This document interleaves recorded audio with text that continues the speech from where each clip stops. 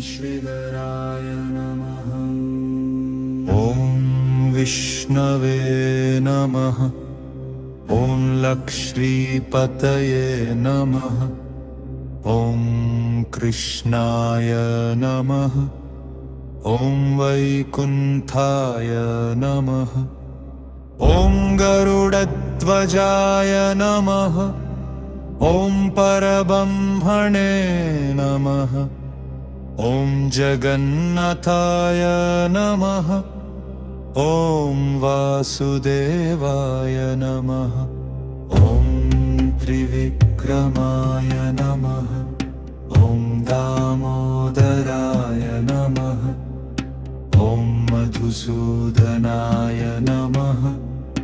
ॐ नारायणाय नमः। ॐ पद्मनाभाय नमः। ॐ ऋषिकेशाय नमः। ॐ माधवाय नमः। ॐ गोविन्दाय नमः। ॐ अच्युताय नमः। ॐ अनन्ताय नमः। ॐ जनार्दनाय नमः। ॐ उपेन्द्राय नमः। ॐ हरये नमः। ॐ श्रीधराय नमः। ॐ श्रीनिवासाय नमः। ॐ श्रीनिधये नमः। ॐ श्रीनिकेतनाय नमः। श्रीवत्सवक्षसे नमः। ॐ श्रीवासाय नमः। ॐ श्रीपतये नमः। ॐ श्रीमते नमः। ॐ मधुरीराय नमः।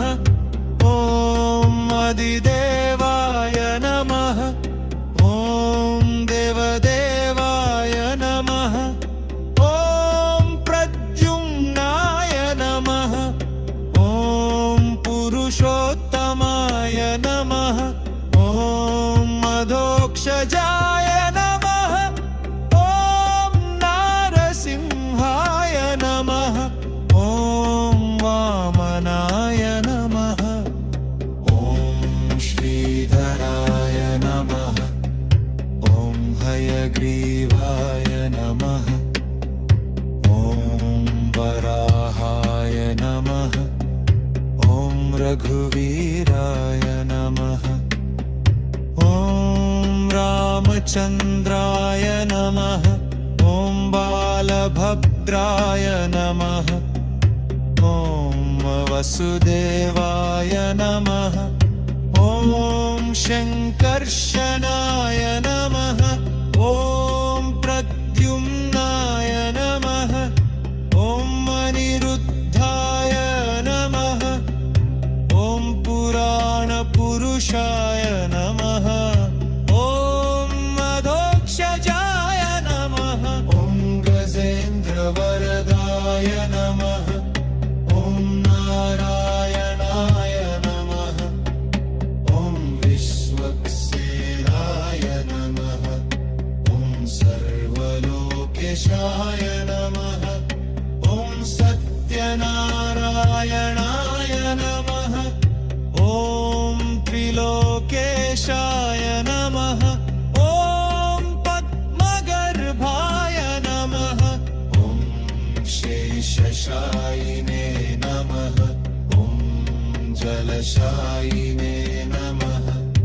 ॐ नारायणाय नमः।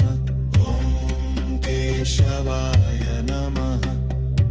ॐ माधवाय नमः।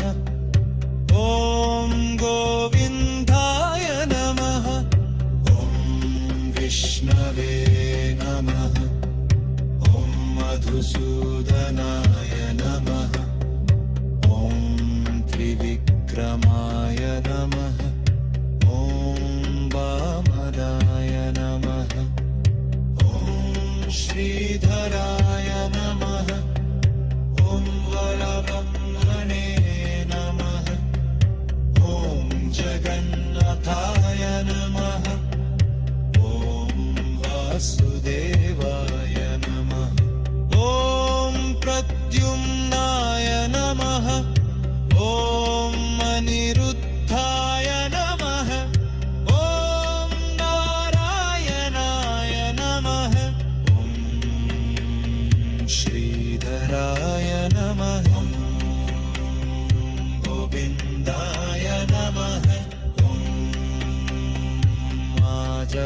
नमः ॐ